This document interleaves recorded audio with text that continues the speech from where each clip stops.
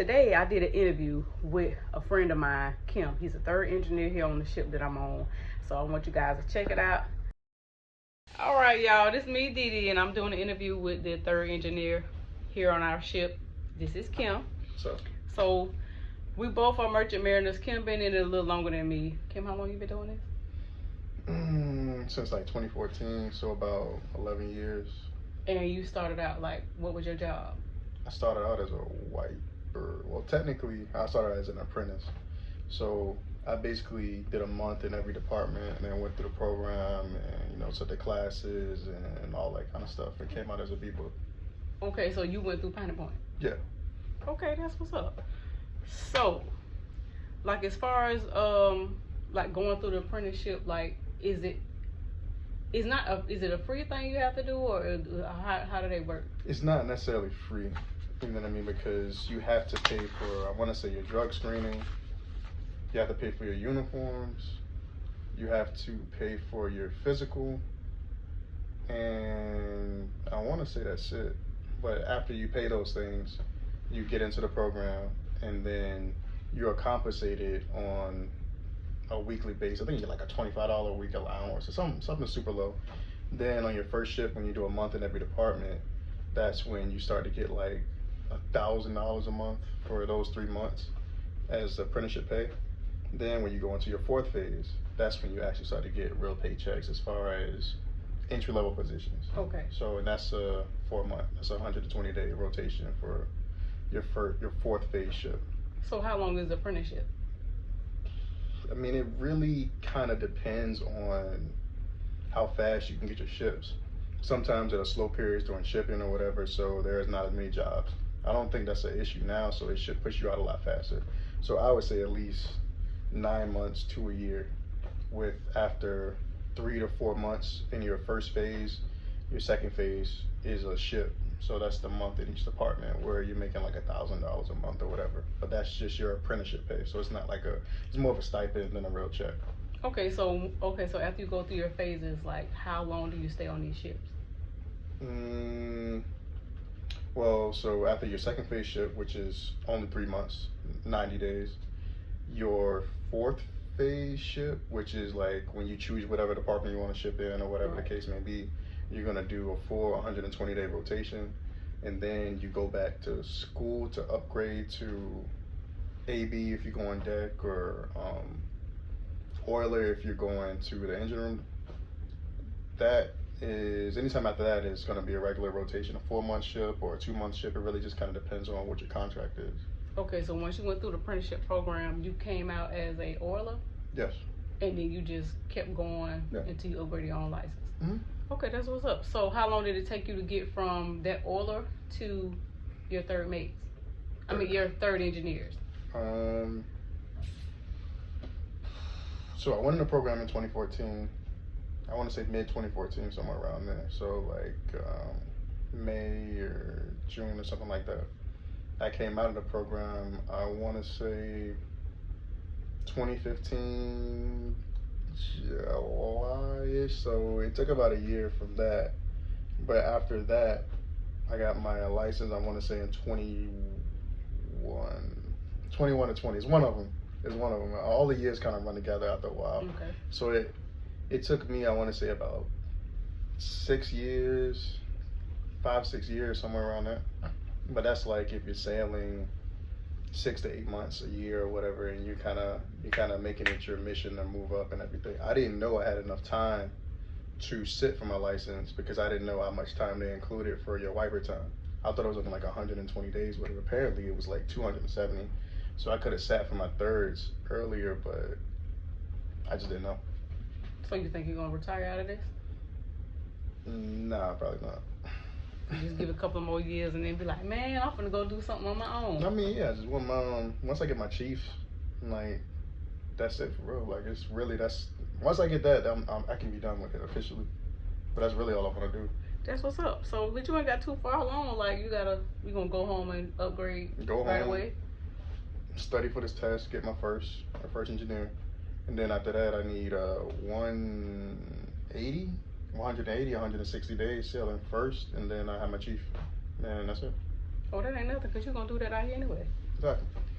So how is it being away from home though? Like, is it a tough thing? Like, how is it like being away from family? And is it hard for you? Well, it depends on the type of person you are.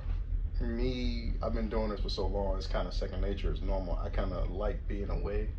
I like having a time where I can like lock in and focus on my health and focus on working out and kind of focus on studying or whatever the case of whatever I'm trying to do. Being away out here kind of gives you that space and that time to do it. Now, if you're a person that's kind of closely tied to your family, you got kids, you got a husband or a wife or whatever your situation, it will be hard on those people simply because they're going to be away for extended periods of time. And that's not to say it's going to always be that way because it's different ships. Right. So you have some ROS ships where you're home, basically you're working on the ship, obviously the pay's less. You have some coastwise ships where it's like you're in and out of port along the coast. You constantly have cell phone service, you can call or whatever, and you're home. You might be home a lot more. And you also have short contracts where you can be 28 on, 28 off, 2 weeks on, 2 weeks off, 2 months on, 2 months off, or the 120 days on, 120 days off, something like that. So it really just depends on the type of person you are. Me personally, like I said, I'm used to it, but as you kind of get older and you've been doing this for as long as I have anyway, you start to realize how much time you kind of lose to the water. Right. You know what I mean? Don't get me wrong, like you're gonna be full up, but you missing out on a lot of those moments. And I feel what you mean, because I'm family oriented myself, but it's kind of hard being away when you're used to being with your people and used to seeing your sisters and just just like certain things that, like me and my sisters, we always got like our life ties into like a movie or something, like like we watch certain stuff and certain she'll have on like we used to watch this cartoon when we was little and she had the shirt on or whatever, so it's a part on there when the brothers be like, you're nothing but a sister, so she had the shirt on and I'm like, man, so I said it and she was just like, man, you got to come home, man, I'm not used to you being gone this long. But you lose a lot of that time that you just can't get back. Exactly. But when you think about it, you're sacrificing your time to build your own future, so it's good and bad in a sense. But that's what everything. There's always going to be pros and cons of everything. What I will say about this job in itself, or this career in itself, is it gives you a leg up in the world. Like, not only are you out here kind of locked in, focusing on whatever you want to focus on, but you're also stockpiling your money. It's harder to spend money out here. If you're an internet shopper, obviously it can be a little easier, whatever, but it's still a little harder out here. You're not spending money on groceries, you're not spending money on gas, you know what I mean? If you strictly stay on your ship or you live with your parents or whatever the situation may be, you're not spending money on rent or anything. So it's almost like a forced savings. Like when you go home, you get your vacation check or whatever, you're just gonna have a big pile of cash just sitting. Then the problem becomes, how well can you manage your money? Because it's going to be like burning a hole in your pocket. And if you're not sure in who you are or solidified in your spending habits or able to budget, then you can run into problems like kind of being a spendthrift. Everybody knows you just get off the boat, so they know you full up. So they might be trying to get it out you. Everybody think you got it. I feel you on that. When I first came out, I always been a person that budget a lot. Like my grandma set me down and put me on a budget when I first started, like my first job, I think McDonald's or whatever, and she set me down, gave me a straight budget. So I've lived by her budget for so long. Like when I'm out here, I might see a little something that I like or want, but I think to myself, all them shoes in your closet, you really need some more shoes, Didi? See. So, but I'll be wanting them, but I really don't need them. But so I really don't spend money like that. But you got to spend on yourself. Yeah, that's what I'm saying. Like, you gotta enjoy yourself. Like, we come out here, we do this hard job. Obviously, depending upon whatever you're doing on the ship. But we come out here, we do this hard job. We work these long hours. You should definitely enjoy your money. You know what I mean? You don't want to save all your money and then you get 70 years old and you just pass all your money down and then they have fun, your kids or your generation, your future generation, whatever, have fun with your money when you slave for it.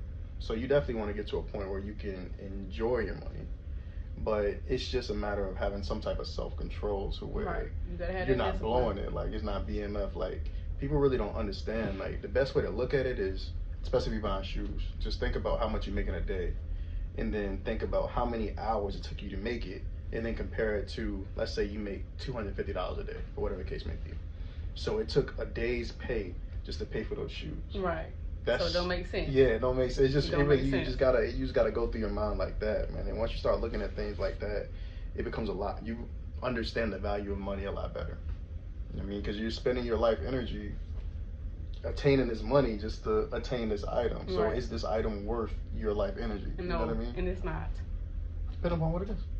But I mean, like you said, you gotta enjoy it because you're away and you out. You're going to these different countries you ain't never been before. Yeah, I want to eat a little food and I want to shop a little bit, but you got to have a whole. Sure. You got to know, okay, look, I can't go over this right here because I got this coming out next week. So you just got to. It's discipline. For sure. But it's easy to some people. It's like you said, it's second nature to some people. But some people they get out here and they just blow it all. I mean, if you never had it, it's harder to hold on to it. You know what I mean? Especially like if you're young, a lot of people come out here super young or whatever, and this their first time having a real job or just a first real paycheck, and then it's like it's not a little paycheck. Right. So it's kind of like, wow, like everything that I ever wanted, I can get. Right. The new shoes that came out, I can get. This trip across the world, I can take it. Like this new car, I can get. Everything is attainable. But like I said, you got to spend your life energy to get this money. So you can buy that nice car, that's cool, but you also got to understand if you sailing like 6 months to 8 months out of a year, it's going to be in the garage for 6 to 8 months out of the year. So you got this nice new car, whatever, but it's literally just sitting in the house. Or your family members driving it. That's the worst case scenario. Your family members driving, they enjoying your car. I feel you on that, but mine sitting, I miss her. Can't wait to get in my car and ride. You've been sitting, you know. But the thing is with me, I have spare keys and stuff, but I don't know. It's just something about let somebody else drive my car when I'm not home. I'm sorry, I can't do it. So my keys are with me, and when I get home, I'll get in there and push the star right on up. See, that's the only problem is when you let your battery sit for too long or whatever. Soon the acid in the battery starts to eat through the cells or whatever in the battery, and it ruins your battery. So worst case scenario, you gotta buy a new battery. That's fine. I know I'm probably gonna have to do that because it's sitting in my grandma's yard. But I don't care. Ain't nobody else get behind my wheel. Nah, I feel you.